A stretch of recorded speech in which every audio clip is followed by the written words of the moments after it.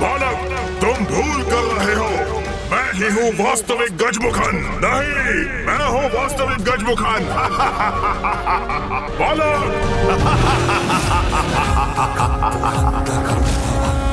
मात्र एक यही है जिस पर काले अंधकार की छाया दिखाई दे रही।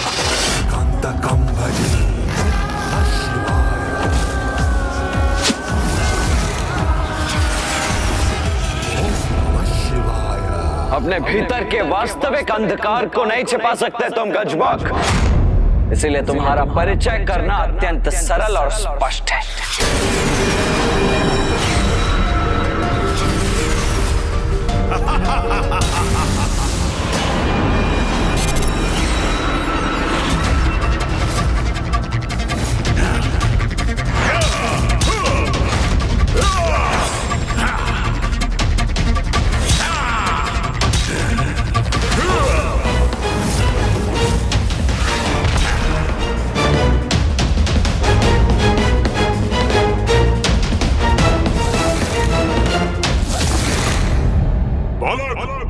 भूलो मत, गजमुखन माया का ही नहीं, बाहुबल का भी धनी है।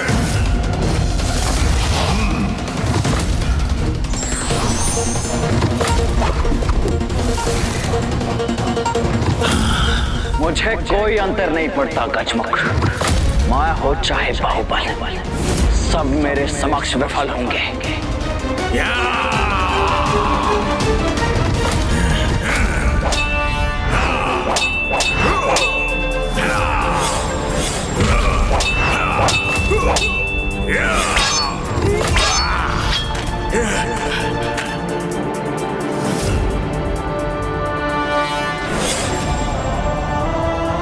नहीं गजमुख, अब और अधिक समय नहीं दे सकता मैं तुम्हें।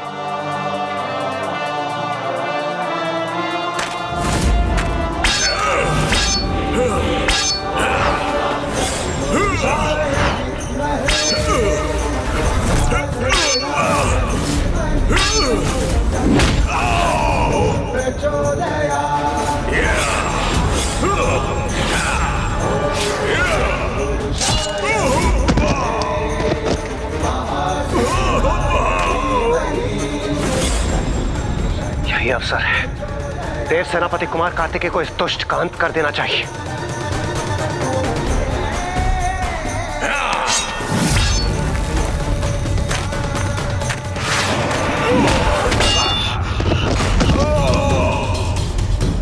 कुमार कार्तिकेय के पराक्रम का सामना करना किसी भी योद्धा के लिए सरल नहीं होगा। शीघ्र भैया इस दुष्ट का अंत कर अपनी यात्रा आगे बढ़ाएंगे। तब मुझे उन्हें विवाह के लिए मनाने का अवसर प्राप्त हो जाएगा। देखता हूँ बालक, अब तुम कैसे वार करोगे।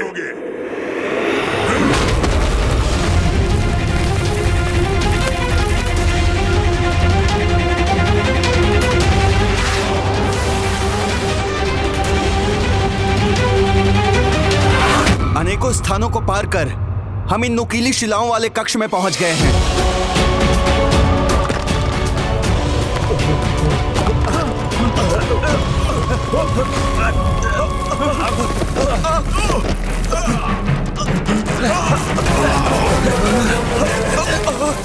थामने के लिए कुछ भी नहीं है हमारे पास।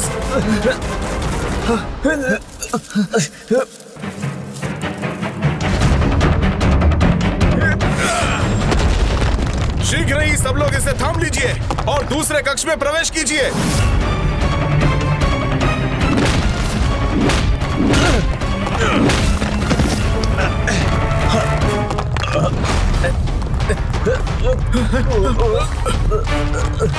भ्राताओं, मुझे ऐसा प्रतीत हो रहा है कि ये शिलाखंड हम सबका भार नहीं सह सकेगा।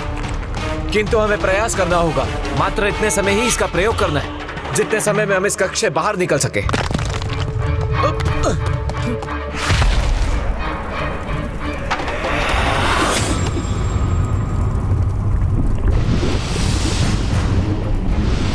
मेरा खड़क, इसे क्या हो रहा है? यहाँ कोई अस्त्र शस्त्र नहीं, मात्र शक्ति और बाहुबल का प्रयोग ही सफल होता है। जो कदाचित तुम्हारे पास है ही नहीं। मूर्ख! एक छोटी सी चींटी भी बड़े से बड़े गज का अंत कर देती है। मुझे देखकर दुर्बल बालक समझने की बहुत बड़ी भूल कर रहे हो। बहुत बड़ी भूल कर रहे हो। तो आओ, अपनी शक्ति का परिचय दो मुझे। औचित।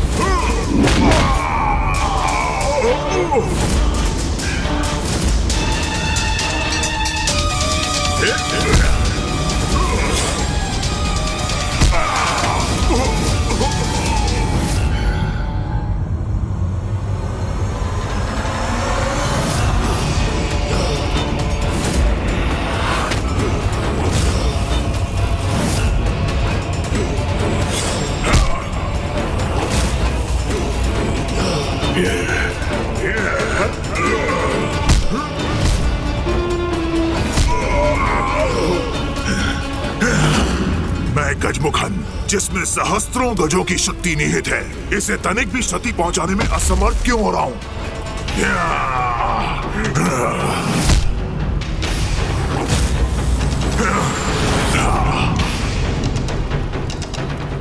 इस बालक का तो मुझे एक ही प्रहार में अंत करना होगा।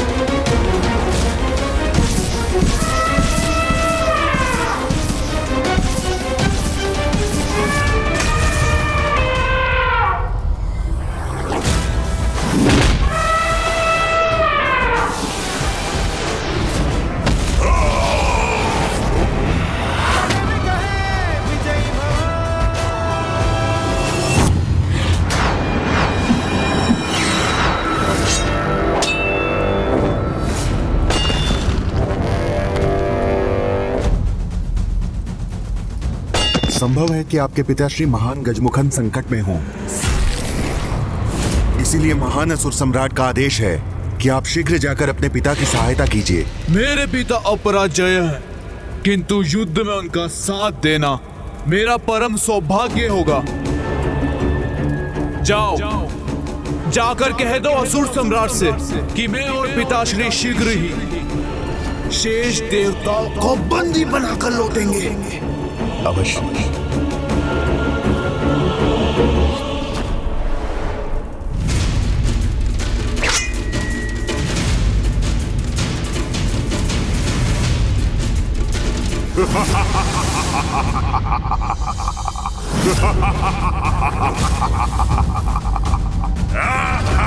अब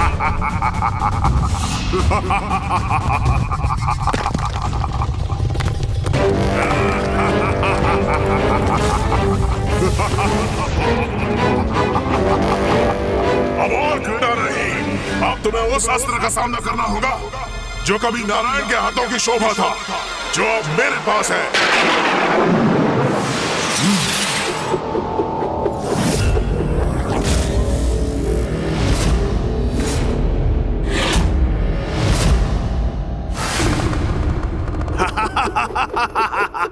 दर्शन चक्र। अब ये दुष्ट देव सेनापति कुमार कार्तिकेय पर सुदर्शन चक्र से प्रहार करेगा। भैया प्रभु नारायण के सम्मान में उनके सुदर्शन चक्र का कभी उत्तर नहीं देंगे।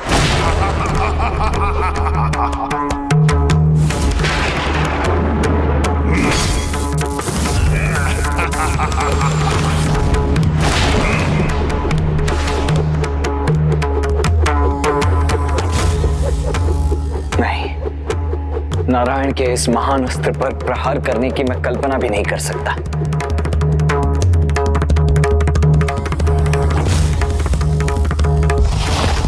हमें जो करना है शीघ्र करना होगा।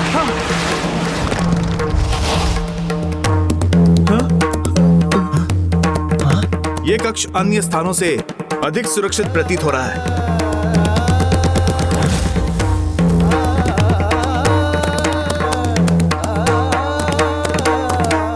ये सुरक्षित नहीं, सबसे असुरक्षित स्थान है।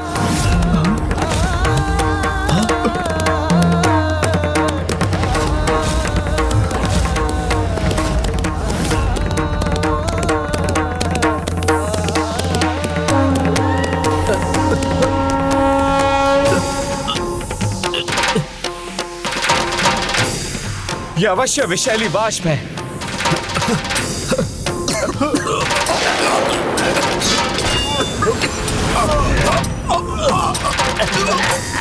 ये क्या? हम गिरने जा रहे हैं।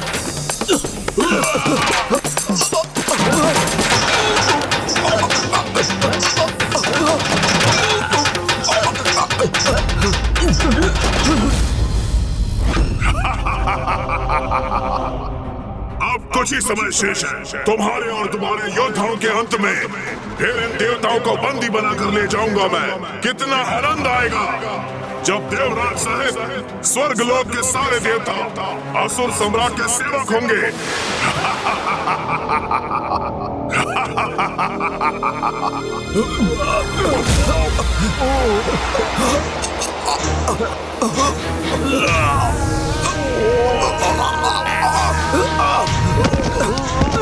हम सभी पे विष का प्रभाव ऐसा ही बढ़ता रहा तो हम अपनी रक्षा नहीं कर पाएंगे।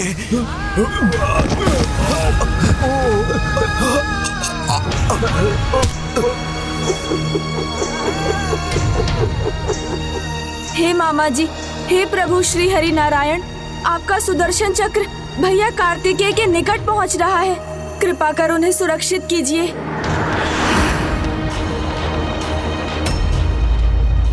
स्वयं महादेव से वरदान स्वरूप प्राप्त इस सुदर्शन चक्र को रोककर मैं उसका अपमान नहीं कर सकता पुत्र। कार्तिकेय को लक्ष्य करके इसका प्रहार किया गया है। अब कार्तिकेय ही इसे रोक सकता है।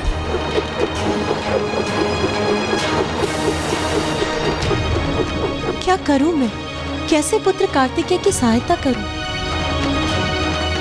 हम वीर योद्धाओं को कैसे संकट मुक्त करूं मैं? हे प्रभु कुमार कार्तिकेय, हम आपका सहयोग करने में विफल हो गए। हमें क्षमा कर दीजिए प्रभु। ओम स्वामीनाथाय नमः। ओम स्वामीनाथाय नमः। वीर बाहु की पुकार है ये। महावीर बंधुओं के प्राणों पर संकट छाया और यहाँ सुदर्शन को मैं रोक भी नहीं सकता, किंतु वीर बंधुओं के प्राणों को कुछ होने भी नहीं देना है मुझे। अब क्या करूं?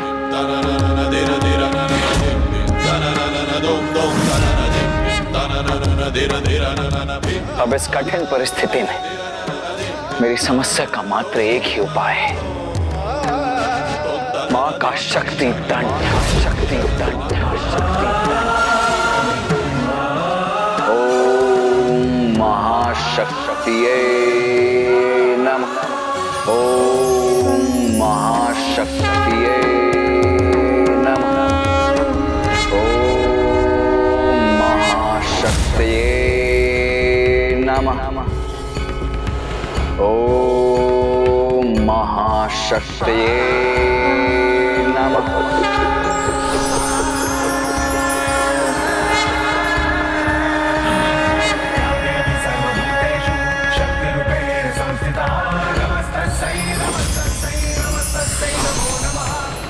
अब ये कौन है?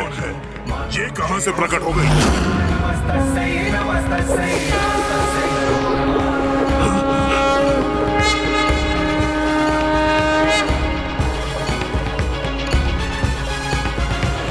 प्रणाम माँ। सुदर्शन चक्र भी थम गया।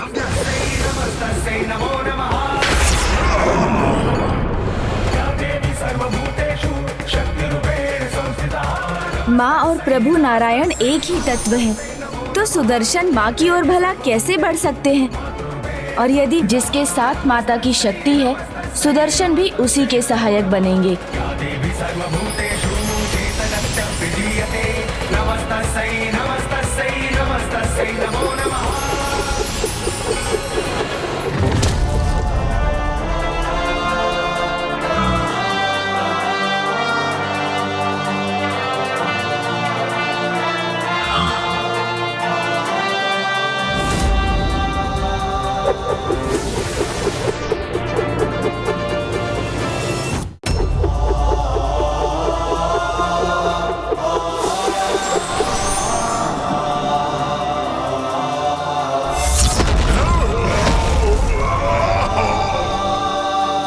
देव सेनापति कुमार कार्तिकेय की, देव सेनापति कुमार कार्तिकेय की, माता पार्वती की, माता पार्वती की, माता पार्वती की।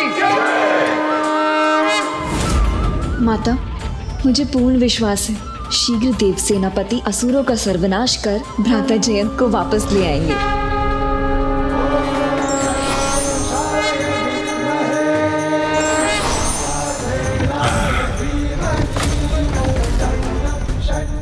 आश्चर्य, एक बालक होकर भी युद्ध का इतना ज्ञान।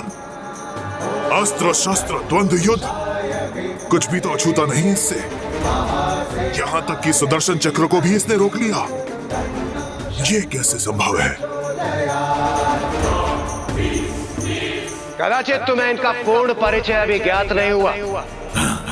स्वयं गौरी शंकर प्रभु महादेव के पुत्र देव सेनापति कुमार कार्तिकेय से युद्ध करने का दुस्साहस किया है तुमने।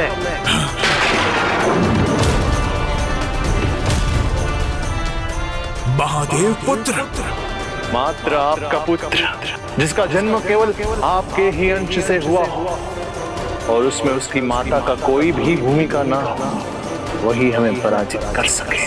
तथास्तु, तथास्तु, तथास्तु। हाँ गजमुख, महादेव पुत्र ही हूं मैं, महादेव पुत्र ही हूं मैं।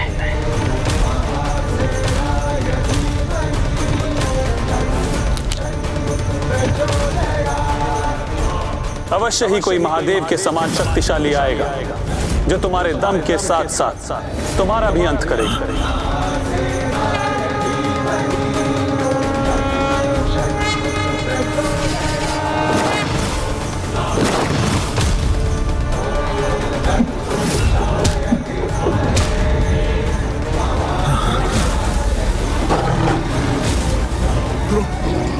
मेरी रक्षा करो क्रोंच।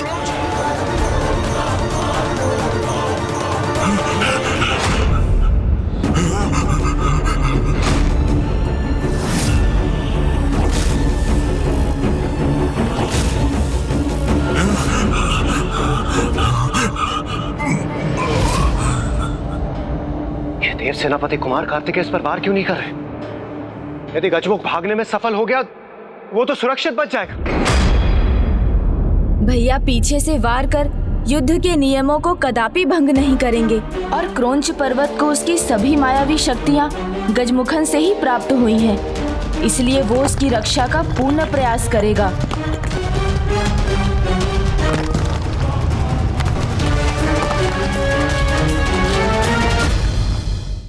नियति जिसका विनाश चाहती है उससे कोई बड़ी भूल भी करवाती है। वो अवश्य पीछे मुड़ेगा और तब उसके सामने उसका काल होगा।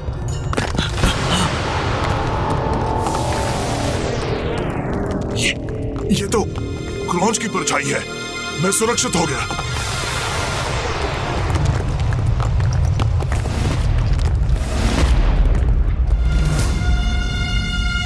महादेव पुत्र, कितने भी वार कर लो तुम, परंतु मेरा स्पर्श नहीं कर पाओगे।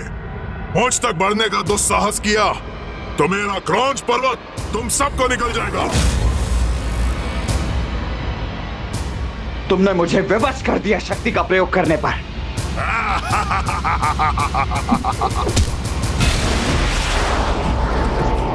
कुमार कार्तिकेय का शक्ति दंड ये तो मेरा अंत कर सकता है।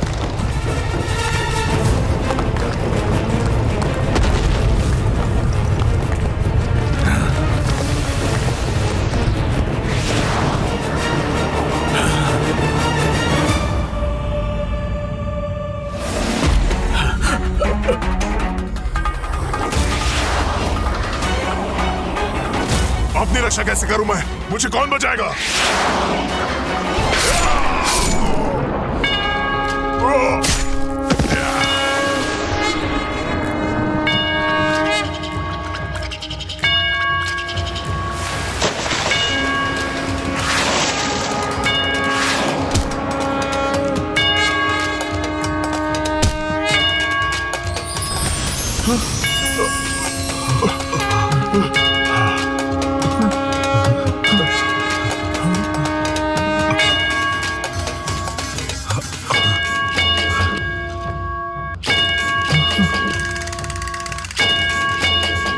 प्रभु देव सेनापति, हमारी रक्षा करने के लिए आपको कोटि कोटि धन्यवाद।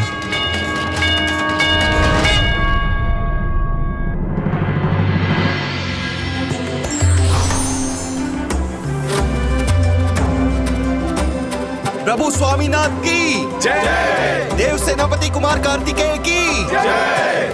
देव सेनापति कुमार कार्तिकेय की जय। देव सेनापति कुमार कार्तिकेय की जय। पिताश्री, उनका वध हो गया। ये अनर्थ कैसे हो गया?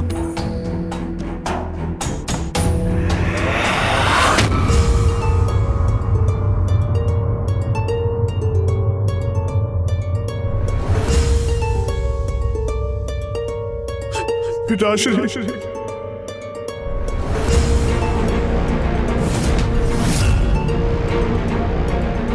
मेरे पिता का वध किया तुमने। तुम हो मेरे पिता के वधिक।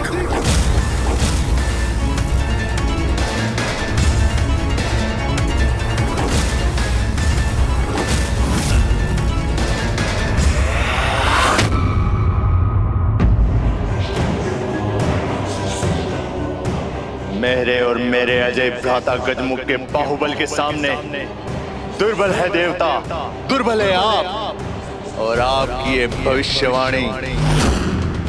सृष्टि रचयिता ब्रह्मदेव,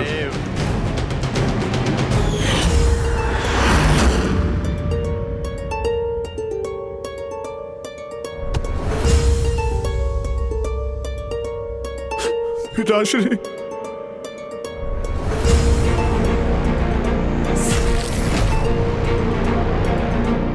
मेरे पिता का वध किया तुमने।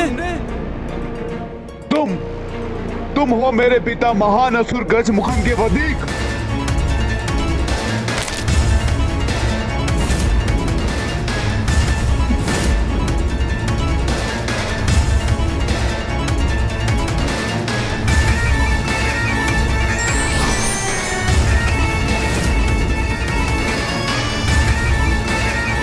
ये युद्ध करने का समय नहीं है।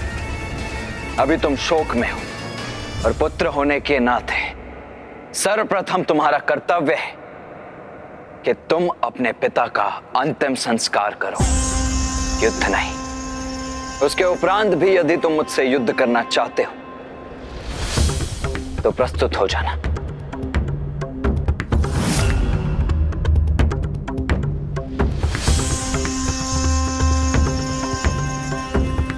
चलिए मूषक जी, भ्राता केदारनाथ की यात्रा के लिए निकल चुके हैं।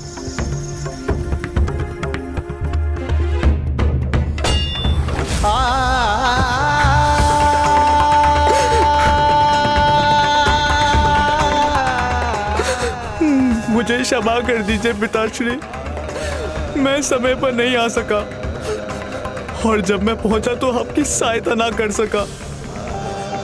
आपके वधिक को सुरक्षित जाने दिया मैंने।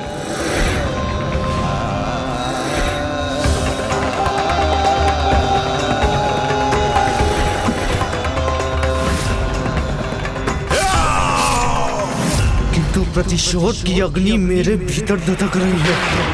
जब मैं आपकी मृत्यु का प्रतिशोध लूंगा, वो सर्वकाल का सबसे भयंकर युद्ध होगा। वो सर्वकाल का सबसे भयंकर युद्ध होगा। ब्रह्मदेव, कदाचित आप मेरे पुत्रों के पराक्रम से परिचित ही नहीं, तो सुनिए, देवताओं को अपना सेवक बनाकर उनका मिथ्या दंभ मिटाया है। अब बारी है आपके ज्ञान को पराजित करने की। इसीलिए आपको तो अब यहीं रुकना होगा ब्रह्मदेव।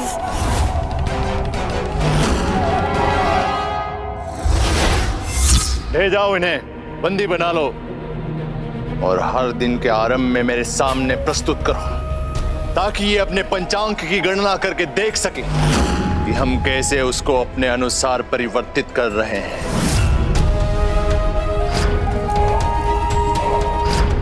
ये कैसा दृश्य देखा मैंने?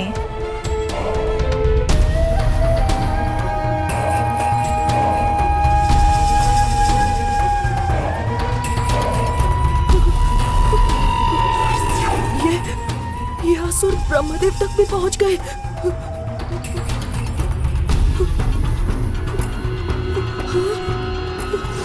ब्रह्मदेव स्वयं इनके बंदी बन गए, तो फिर हमें कौन मुक्त करेगा?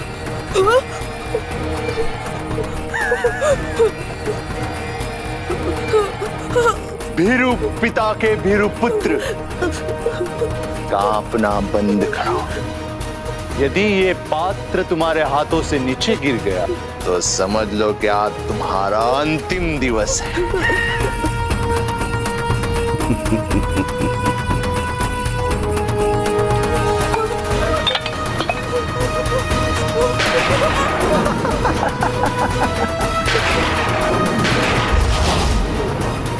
इस जल में रक्त क्यों दिखाई दे रहा है मुझे? मुझे क्षमा कर दीजिए असुर सम्राट, मैं ये स्थान अभी स्वच्छ कर देता हूँ।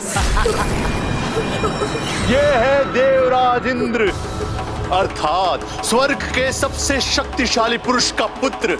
मेरी एक हुंकार ने इसे सूखे दुर्बल पत्ते के भांति हिला दिया। और तब भी ब्रह्मदेव को हमारा भविष्य अंधकारमय दिखाई दे रहा है। कोई बात नहीं, आज गजमुख इंद्र को बंदी बनाकर लेके आएगा, तब हमारे शक्ति का सत्य उन्हें भी ज्ञात हो जाएगा। भ्राता श्रीमुख, गजमुख के भव्य स्वागत की तैयारी की जाए। उसके लिए समग्र महेंद्रपुरी को सज्जित किया जाए। नहीं! ज्येष्ठ, अनिष्ट की आशंका मेरे मन में छाई हुई है। नारायण ने आपको जिसके प्रति सचेत किया था, कहीं ये बालक वही तो नहीं? कहीं हम ब्रह्मदेव की भविष्यवाणी को गंभीरता से नहीं लेकर कोई भूल तो नहीं कर रहे हैं? कहीं वो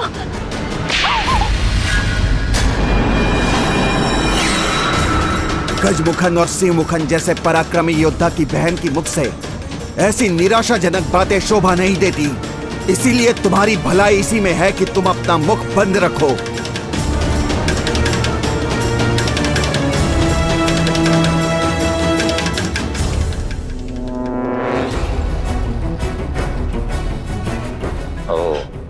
समझा। दिन रात ऋषि मुनियों को प्रताड़ित करने के लिए उसके साथ रहती हो तुम, उसके लिए उनकी संगति का प्रभाव हुआ है तुम पर। बुद्धि भ्रष्ट हो गई है तुम्हारी। शत्रु के प्रति सचेत रहने का अनुरोध कर रही हूँ मैं केवल। यहाँ प्रतीक्षा करने के स्थान पर आवश्यकता पड़ने पर भ्राता गजमुखन की सहायता के लिए हमें तैयार रहना चाहिए। अब मैं तुमसे सीखूं कि मुझे क्या करना चाहिए और क्या नहीं। जिसने मात्र कुछ असहाय ऋषि मुनियों को सताया है, वो मुझे सिखाएगी कि असुरों का साम्राज्य मैं कैसे चलाऊं। ज्येष्ठ मुझे अपमानित क्यों कर रहे हैं? एक नारी जिसमें ना बुद्धि है ना बल।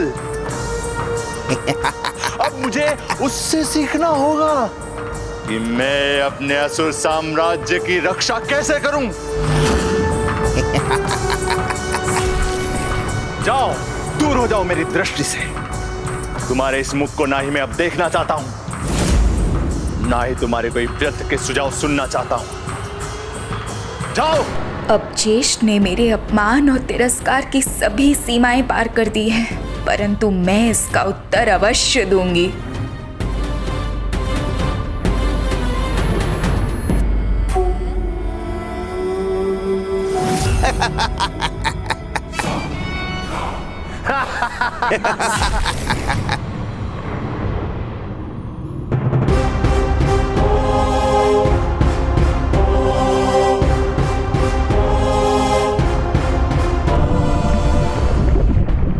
अब मुझे उससे सीखना होगा कि मैं अपने असुर साम्राज्य की रक्षा कैसे करूं, जिसमें ना बुद्धि है ना बल, जिसमें ना बुद्धि है ना बल। अंततः ढूंढ ही लिया मैंने। मुझे ज्ञात हो गया देवराज इंद्र की पत्नी देवी सची कहाँ है, परंतु उसे पकड़ने में तुम्हारी सहायता चाहिए।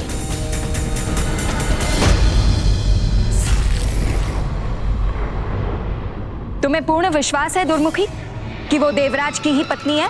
हाँ, किंतु तुम्हारे नेत्रों में अश्रु क्यों है? भरी सभा में ज्येष्ठ मेरा अपमान करे तो फिर मेरे नेत्रों में अश्रु ही तो होंगे ना दुर्मुखी।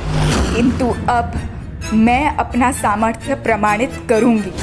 तभी ज्ञात होगा उन्हें कि एक भाई अपनी बहन का परित्याग कर सकता है, लेकिन एक बहन अपने भाई को नहीं भूल सकती। चलो दुर्मुखी, मुझे इंद्र की पत्नी के निकट ले चलो। अवश्य, चलो।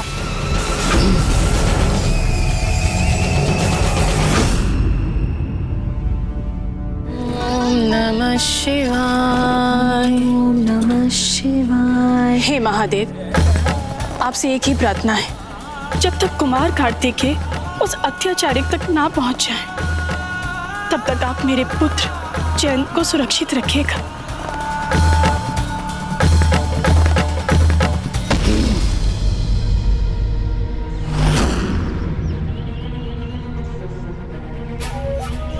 अवसर मिल गया तुम्हें अजामुखी, मिल गया। असुर सम्राट सुरापद्मन के समक्ष स्वयं को प्रमाणित करने का कि मैं साधारण नहीं असाधारण हूँ। यहाँ किसी की उपस्थिति का आभास हो रहा है, मुझे सावधान रहना चाहिए।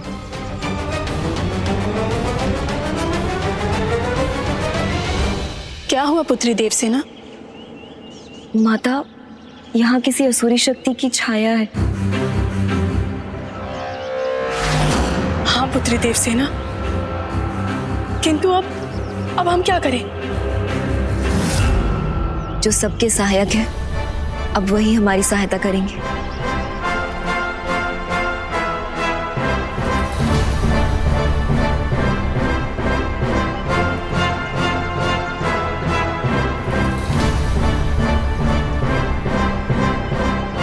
ओम कार्तिकाय विद्महे शक्तिहस्ताय धीमहि तन्नो स्कंदः प्रचोदयात्।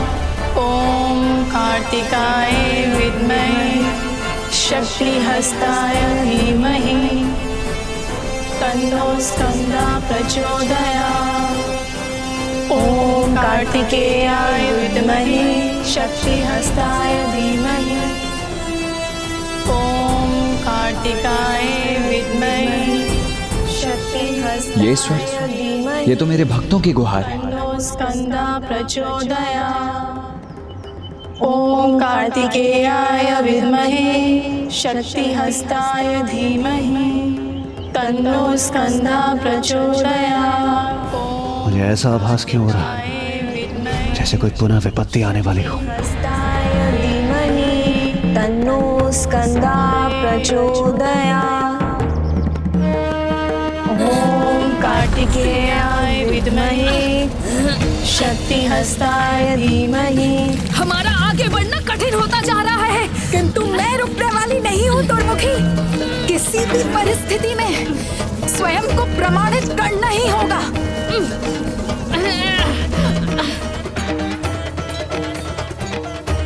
देव सेनापति कुमार कार्तिकेय, संकट बार बार आहट दे रहा है। मेरे मन में अनेकों आशंकाओं के मेघ उमड़ रहे हैं। ऐसा प्रतीत हो रहा है जैसे मेरी पत्नी और पुत्री पर कोई नवीन संकट छाने वाला है। आप चिंता मत कीजिए देवराज। ओम कार्तिकेयाय विद्महे शक्तिहस्ताय धीमहि तन्नो स्कंदा प्रचोदयात्। वीरबाहु, देवी शची और देवसेना की सुरक्षा का दायित्व मैं आपको सौंपता हूं। शीघ्र वहां पहुंचिए और उनकी सुरक्षा सुनिश्चित करके हमें केदारनाथ के मार्ग पर मिले।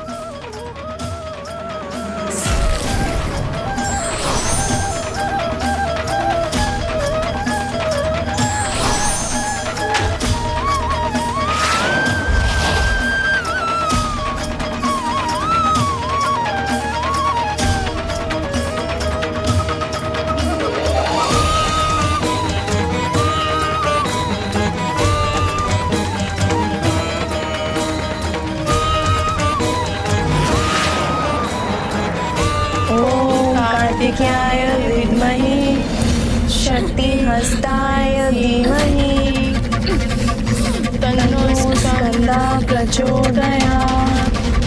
ओम कार्तिकेयाय विद्महे शक्तिहस्ताय धीमहि तन्नो स्कंदा प्रचोदयात्।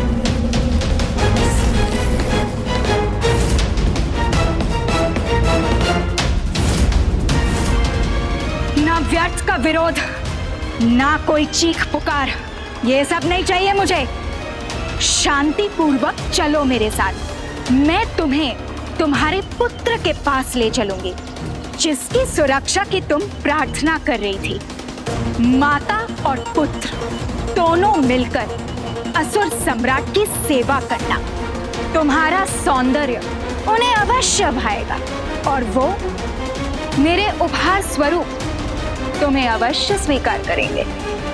फिर तो मेरे बल बुद्धि पर कोई शंका नहीं कर पाएगा। निकट मत आना हमारे। ना तुम हमें लेकर जा सकती हो और ना हम तुम्हारे साथ जाएंगे। तो क्या निशस्त्र रहकर रोकोगी तुम? ना तुम्हारा भीरू भ्राता जयंत, ना दुर्बल पिता इंद्र, कोई तुम्हारी रक्षा करने नहीं आ सकता। ऐसे में कौन करेगा तुम्हारी रक्षा? मैं रोकूंगा तुम्हें।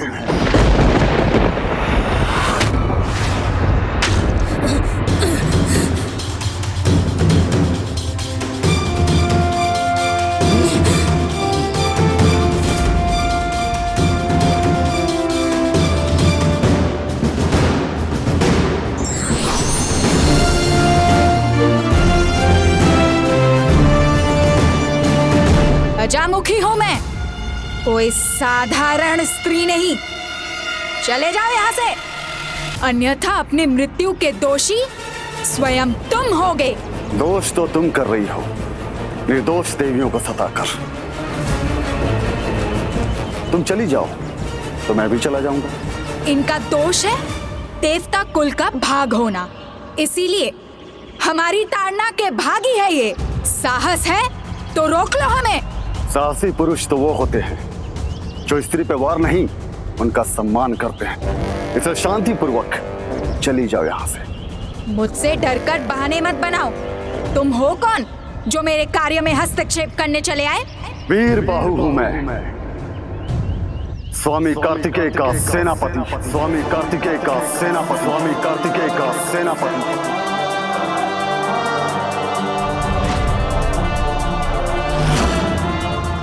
कार्तिकेय? कौन कार्तिकेय? उनकी महिमा का जितना बखान करूंगा कम है, किंतु तुम्हारे लिए इतना पर्याप्त है कि तुम्हारे एक पापी अत्याचारी महासुर गजमुख को मृत्यु दंड उन्होंने ही दिया है। तो मेरी शंका सत्य थी, भ्राता गजमुखन का वध हो गया। तब तो इन्हें ले जाने से ज्येष्ठ और भी प्रसन्न होंगे।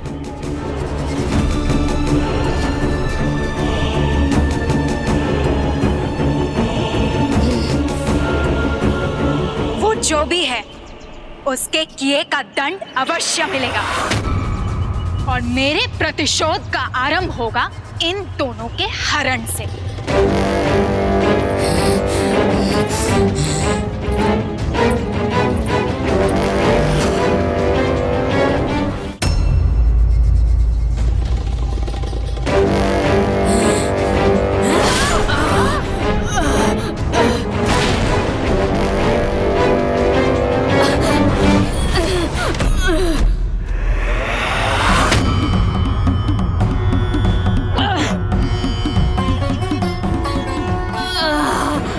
स्त्री पर वार करना उचित नहीं मानता, किंतु जो पापी स्त्री का हाथ अन्य किसी स्त्री पर अत्याचार का कारण बने तो उसके वो हाथ मैं उसके शरीर से विलग भी कर सकता हूँ।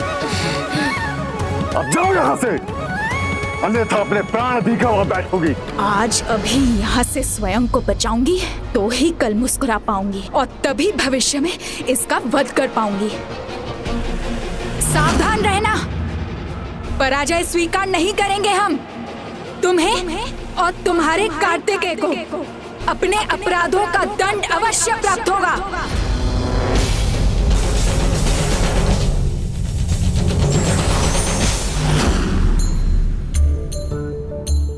प्रणाम। प्रणाम। प्रणाम। आप चिंता ना करें माता, मैं भी आपको सुरक्षित स्थान पर ले जाऊंगा। किंतु देवराज इंद्र तो स्वर्ग में उपस्थित नहीं है, इसलिए वो स्थान भी हमारे लिए सुरक्षित नहीं है। तो फिर आप कहाँ लेकर जाएंगे हमें? कैलाश, कैलाश, कैलाश।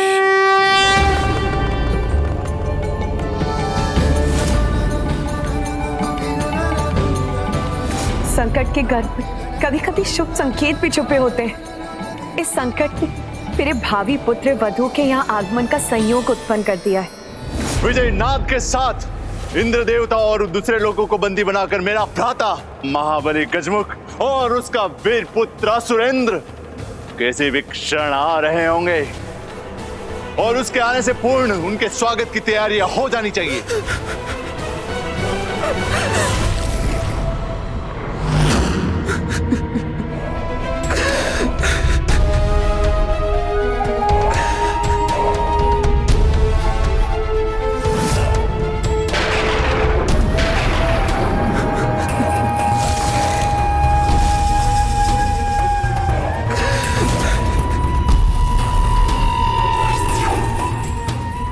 है ये असुरेंद्र और मेरे भ्राता गजमुख कहाँ है?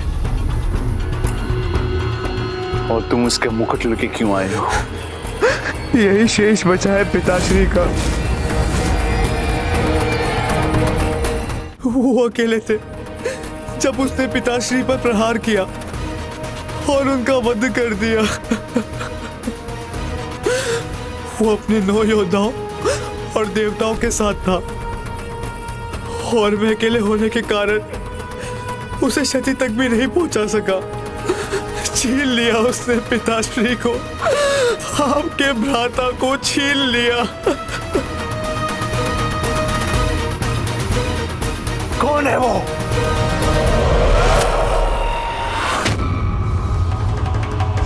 भ्राता,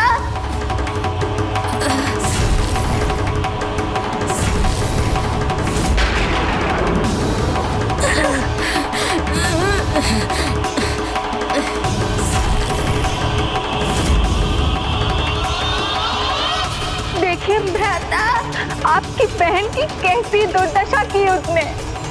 असुर सम्राट की बहन यदि दुर्बल इंद्र की पत्नी देवी शची को आपकी सेविका बनाने के लिए लेने गई थी, तो उसमें भला मेरा क्या दोष था?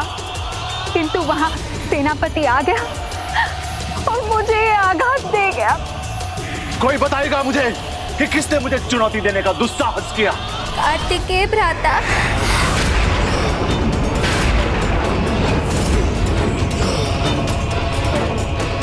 मेरा हाथ मेरे शरीर से विलग कर दिया।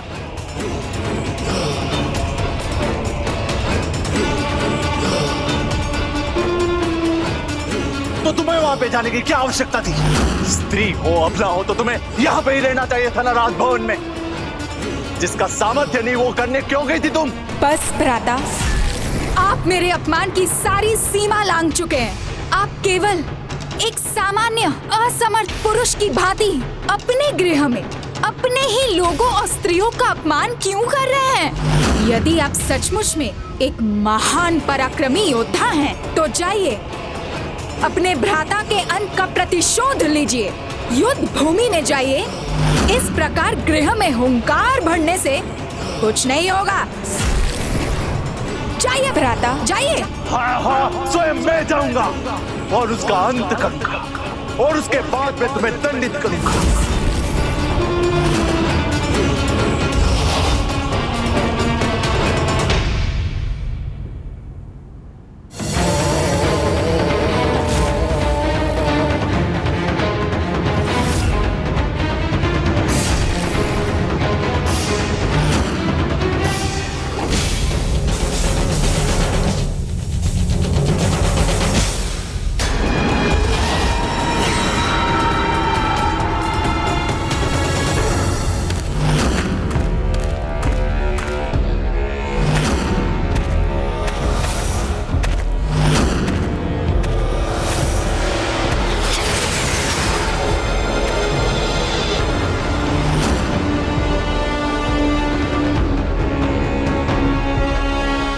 मैं बाहर जाने के स्थान पे ये कहां पहुंच गया?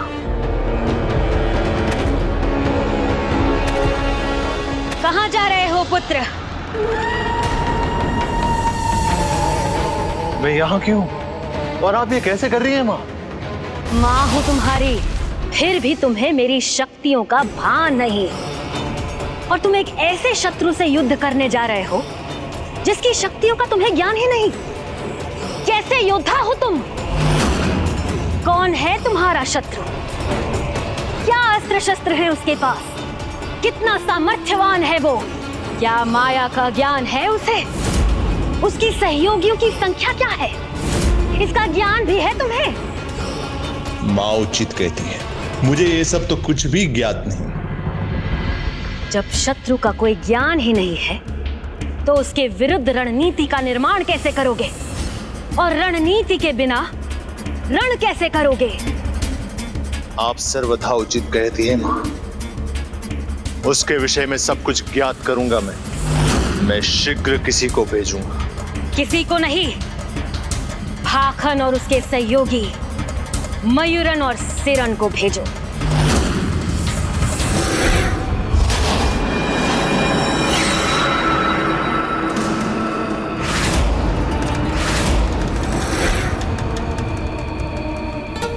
भाखन, मयूरन और सेरन का प्रणाम स्वीकार करें। भाखन, मयूरन और सेरन का प्रणाम स्वीकार कीजिए।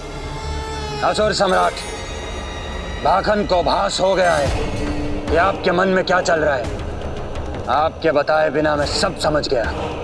अब आप अपनी चिंताएं मुझ पर छोड़ दीजिए। अब जो भी करना है वो मैं करूंगा।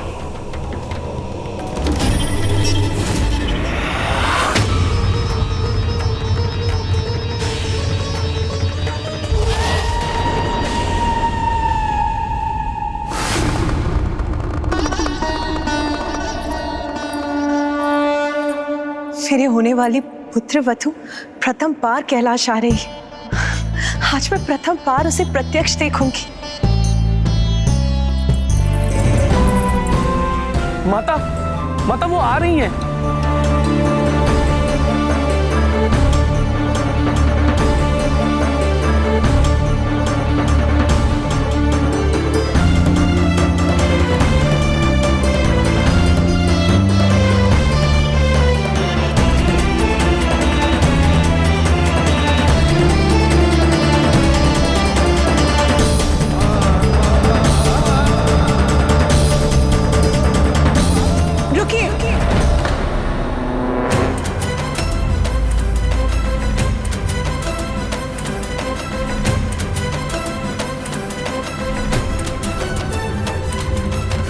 पुत्री,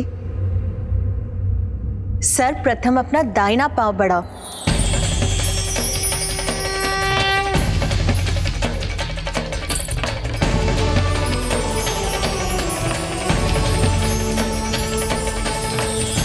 ये स्वयं मैंने आपके लिए बनाया भाव।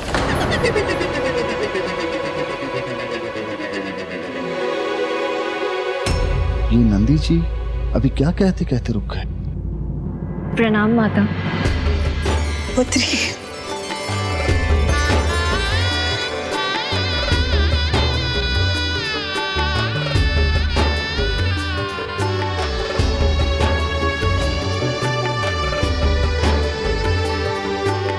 आओ पुत्री, तुम्हारा स्वागत है कैलाश में। यहाँ तुम सुरक्षित हो।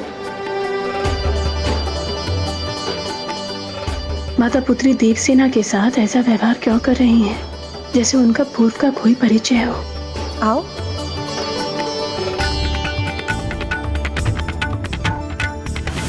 हाँ पुत्री, तुम्हें भूख लगी होगी ना, बैठो।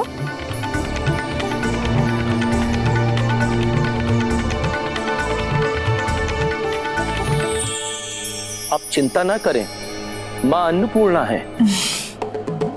बताओ ना पुत्री, क्या भाता है तुम्हें?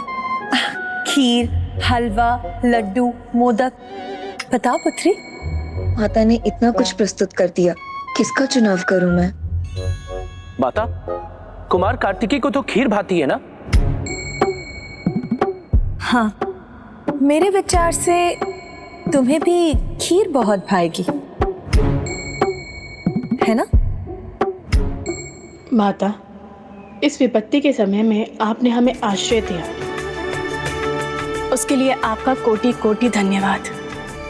किंतु आपको हमारा इस प्रकार का स्वागत और इतना कष्ट उठाने की कोई आवश्यकता नहीं थी। उचित होगा कि पुत्र कार्तिकेय और पुत्री देवसेना के विवाह की चर्चा देवी शची से मैं नहीं, अपितु स्वयं देवराज इंद्र ही करें। पुत्री देवसेना आज प्रथम बार कैलाश आई, तो इतना स्वागत तो स्वाभाविक है ना? है ना पुत्री?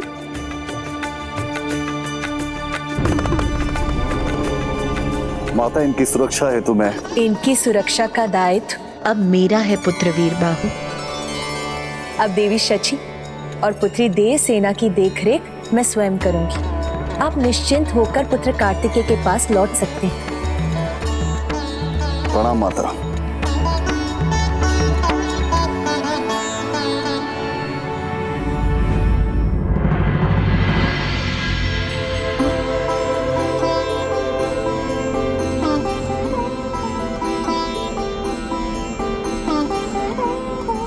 ये तो बहुत शुभ है कि भ्राता की यात्रा श्री केदारनाथ से आरंभ होने जा रही है, क्योंकि अब मुझे माता और पिताश्री की एक पावन कथा सुनाकर उन्हें विवाह के लिए मनाने का अवसर प्राप्त हो जाएगा। वीरबाहु, प्रभु, दो आसुरी स्त्रियां उनको प्रताड़ित कर रही थी, जिनसे मैंने देवी सची और देवी देवसेना को सुरक्षित कर कैलाश में छोड़ आया हूं। उचित, कैलाश पहुंच के वो निश्चिंत हो गई होंगी। हाँ देवराज, मुझे तो ऐसा लगा जैसे माता पार्वती उनकी प्रतीक्षा में थी और कुमारी देवसेना को देखकर अति प्रसन्न हुई। उन्होंने कुमारी देवसेना का बहुत स्नेह से स्वागत किया। अर्थात माँ अपनी भावनाओं पर नियंत्रण नहीं रख सकी। अब कहीं वीरबाहु भ्राता के सामने पूरी बात ना कह दें, क्योंकि फिर भ्राता विवाह को लेकर सचेत हो जाएंगे। माँ ने कैलाश में प्रवेश के लिए सर्वप्रथम उनका दाहिना पांव आगे बढ़वाया। उन्होंने देवी देवसेना के लिए सभी प्रकार के व्यंजन तैयार किए थे और उनका स्वागत उन्होंने ऐसे किया कि जैसे कि वो उनकी पुत्री हो। माँ ने उनका स्वागत अपनी पुत्री के समान किया होगा, क्योंकि वो प्रथम बार कैलाश जो गई हैं। अनुज गणेश, तुम्हें मैंने यहाँ आने की अनुमति कब दी? भ्राता, आपकी आज्ञा का उल्लंघन नहीं किया मैंने। आपके साथ नहीं, आपके पीछे पीछे आया हूँ। किंतु क्यों? तुम्हें यहाँ आने की कोई आवश्यकता नहीं थी? भ्राता, केदार धाम तो संसार के महानतम तीर्थ स्थलों में से है। वहाँ आने से क्यों रोक रहे हैं आप मुझे? तीर्थ करने का अधिकार तो सभी को है। तो अपनी तीर्थ यात्रा संपन्न करो अनुज, किंतु मेरा पीछा नहीं। सेनापति वीरबाहु, आप सेना को यहाँ विश्राम करने का आदेश दें। मैं इस महान तीर्थ स्थली में पूजा किए बिना आगे नहीं बढ़ सकता। भ्राता, सीधे पूजा? हाँ अनुज गणेश, मैं यहाँ पूर्ण निष्ठा के साथ अपनी पूजा संपन्न करूंगा और शीघ्र ही आगे बढ़ूंगा, क्योंकि अपनी इस यात्रा को पूर्ण करने के पश्चात मुझे पशुपतास्त्र भी प्राप्त करना है और उसके पश्चात उस सुरापद्म और उसकी सेना को पराजित करके जयंत और अन्य देवताओं को असुरों के आतंक से मुक्त करने का दायित्व भी निभाना है। इसलिए अब तुम हटो मेरे मार्ग से, मुझे पूजा के लिए सामग्री भी एकत्रित करनी है। हाँ हाँ, अवश्य कीजिए भ्राता, किंतु इतनी बड़ी भूल भला आप कैसे कर सकते हैं? भूल? कैसी भूल? आप यहाँ ऐसे ही पूजा कैसे कर सकते हैं? देखो गणेश, मेरा समय व्यर्थ मत करो और शीघ्र बताओ कि मुझसे क्या भूल हो रही है। किसी भी तीर्थ में पूजा करने के पहले उसकी कथाएं सुनकर उसका महत्व और चरित्र दोनों ज्ञात करने चाहिए, तभी वो यात्रा और पूजा सफल होती है। उचित है, किंतु क्या तुम्हें केदारनाथ धाम के महत्व की कथा ज्ञात है? हाँ भ्राता। तो अब सुना भी दो, शुभ कार्य में इतना विलंब करना उचित नहीं होता। अच्छा, तो सर्वप्रथम हमें आसन ग्रहण करना चाहिए।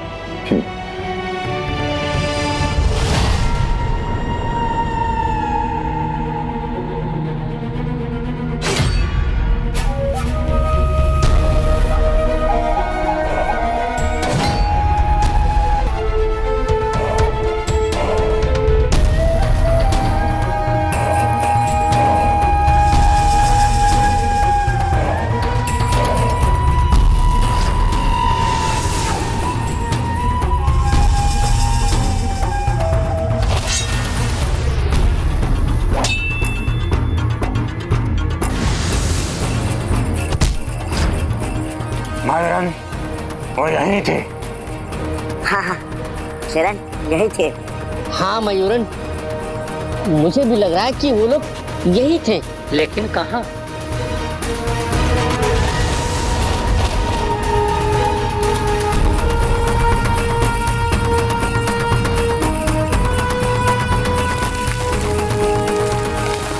यहाँ तो कुछ भी नहीं है, यहाँ भी कुछ नहीं है।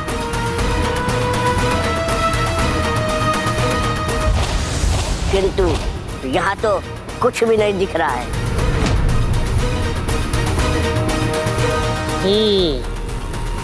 सारे पदचिन्ह इस हिम के नीचे छुप गए हैं। उसका उपाय है मेरे पास।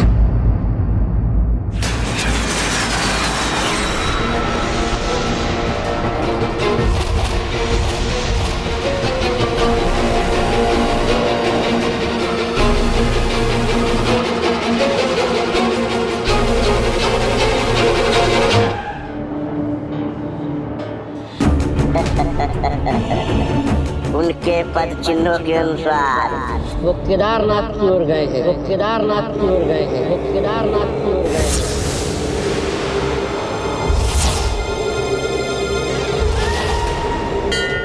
पावन धाम केदारनाथ और उसकी कथा का संबंध देवराज इंद्र और उन पंच महाअसुरों से है, जिन्होंने बिना किसी पूर्व सूचना के अचानक इंद्रलोक पर धावा बोल दिया था।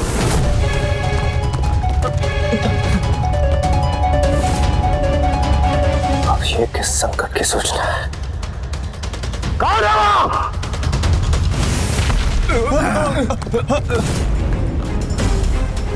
हिरण्याक्ष, जो अनेकों अस्त्रों का स्वामी था। सुबाहु, जिसकी बाहु वज्र के समान शक्तिशाली थी। वक्र कंधर, जो शरीर से वक्र था। त्रिशृंग, जो 3 सिंगों का था। और लोहिताश, जिसका तन लोहे का था। ये तो पंचासुर है। देवगण, अपने अपने अस्त्रों का आवाहन कीजिए।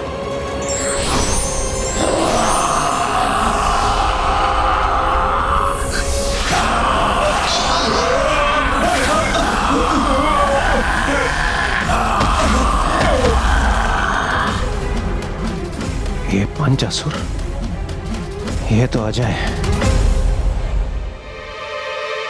नारायण नारायण।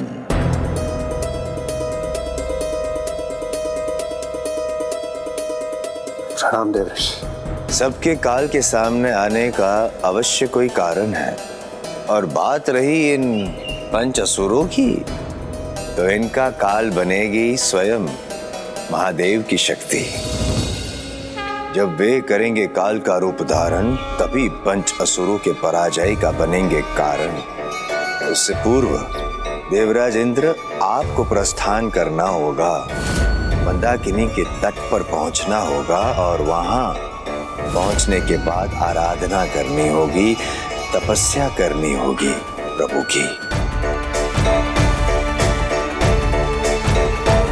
और तब तक अन्य देवताओं का क्या दायित्व होगा? रक्षा करनी होगी आपको देवराज इंद्र की और उनके तप की।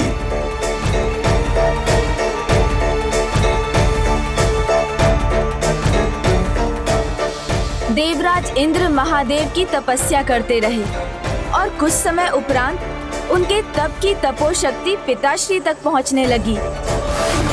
तब पिताश्री ने वो रूप धारण किया जिसकी कल्पना देवताओं ने भी ना की थी।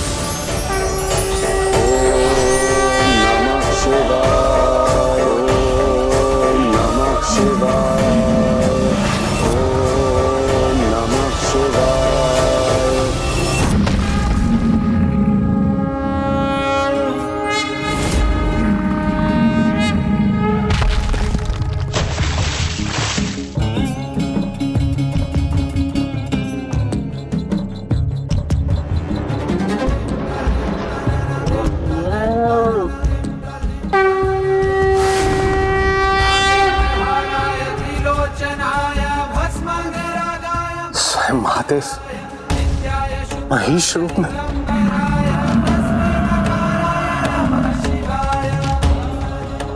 केदारयामी अर्थात शीघ्र कहो, इस रूप में मैं किन असुरों को अंत करूं? हिरण्याक्ष, सुबाहु, वक्र कंधर, त्रिशृंग और लोहिताश।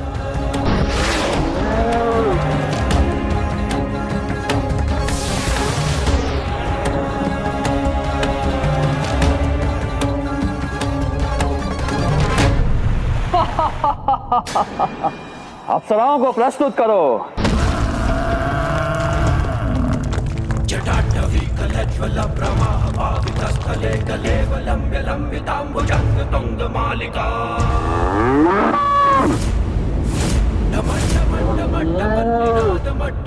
रुक जा दोस्त महेश।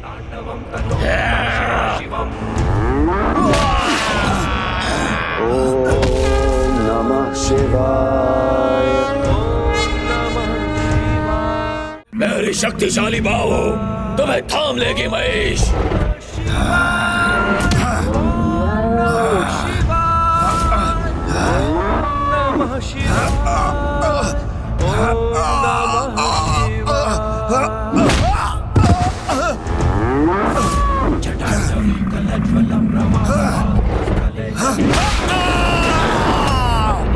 ओम नमः शिवाय। तुम्हारा इतना दुस्साहस।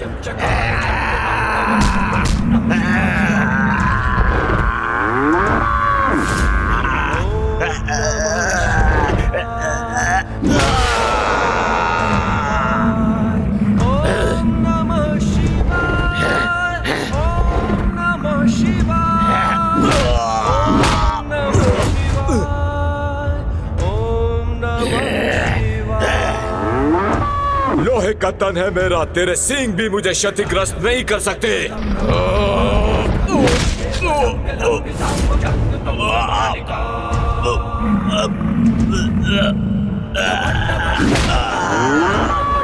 ओम नमः शिवाय।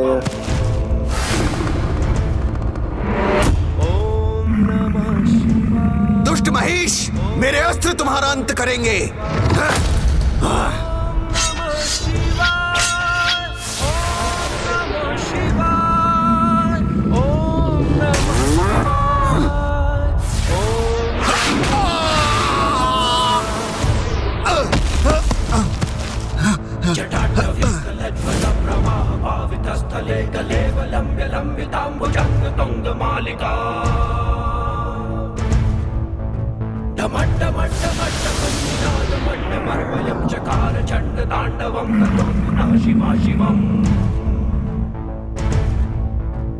ओम नमः शिवाय, ओम नमः शिवाय, ओम नमः शिवाय। हम देवताओं की रक्षा के लिए और असुरों के आतंक से मुक्ति प्रदान करने के लिए आपका कोटि कोटि धन्यवाद प्रभु। अपने निज रूप में दर्शन प्रदान करने की कृपा करें प्रभु।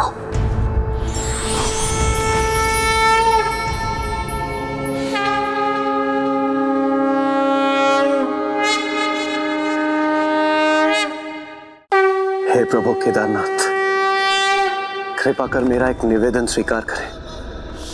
जिस प्रकार आपने हमें इन 5 असुरों से मुक्त किया है, उसी प्रकार जो भी भक्त यहाँ केदारनाथ आकर आपकी पूजा करेंगे, उन्हें भी अपने संकटों से मुक्ति प्राप्त हो। तथास्तु, तथास्तु। किंतु गणेश, देवराज ने मंदाकिनी के जिस तट पर प्रभु महादेव की आराधना की, उसका नाम केदारनाथ क्यों पड़ा? शिव जब महेश का रूप लेकर इंद्र के सामने प्रकट हुए, तब इंद्र से कहा के दार यामी, अर्थात बोलो शीघ्र बोलो, इस रूप में मैं किन किन असुरों को जल में समाप्त कर दूं। इस प्रकार शिव द्वारा इस स्थान का नाम केदारनाथ पड़ा। आज के बाद जो भी भक्त मेरे यहाँ दर्शन करने के उपरांत दोनों हाथों की अंजलि के साथ 3 बार यहाँ के पावन जल का पान करेगा, वो अपने 3 कुलों के पितरों को तार देगा। क्योंकि बाएं हाथ से जलपान कर माता के पक्ष का और दाएं हाथ से पितृ पितामह और दोनों हाथों से जलपान कर अपना उद्धार करेगा और अपनी सभी समस्याओं से मुक्ति प्राप्त करेगा। आपका कोटि कोटि धन्यवाद प्रभु।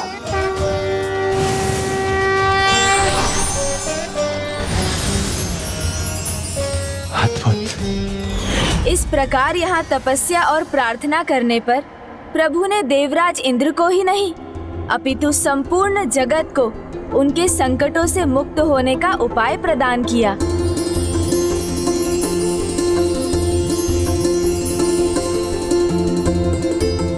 तो ये महिमा है इस पावन तीर्थ की। हाँ देव सेनापति कुमार कार्तिकेय, उस दिन के बाद मैं यहाँ प्रति दिवस प्रभु केदारनाथ की पूजा करने और यहाँ के इस जल कुंड से जलपान करने हेतु आया करता हूँ, और मैं ऐसा कलयुग के अंत तक करता रहूंगा। किंतु एक बार जब शीतकाल आया तो मुझे पूरे 4 माह तक प्रतीक्षा करनी पड़ी थी। इस जलकुंड का जल हिम जो बन चुका था, मैं अपनी पूजा अधूरी भी नहीं छोड़ सकता था। किंतु यहाँ के न्यूनतम तापमान की शीत का प्रबल प्रभाव मेरे शरीर पर पड़ रहा था, जिससे प्रसन्न होकर प्रभु ने अपने दर्शन प्रदान करने की कृपा की और मेरा उचित मार्गदर्शन भी किया।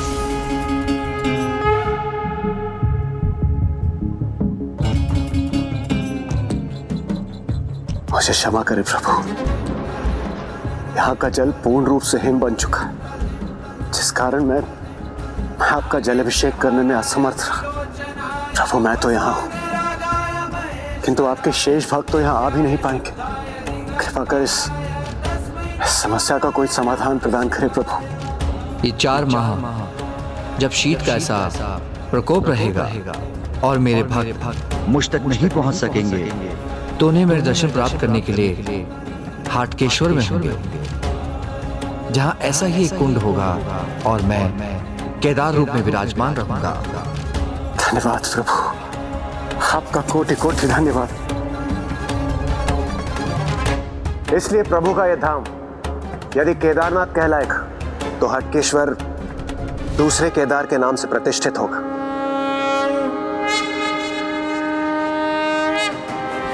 भ्राता केदारनाथ की कथा से कितने प्रभावित लग रहे हैं, परंतु अभी तो केदारनाथ से जुड़ी माता और पिताश्री की मुख्य कथा सुनाना शेष है।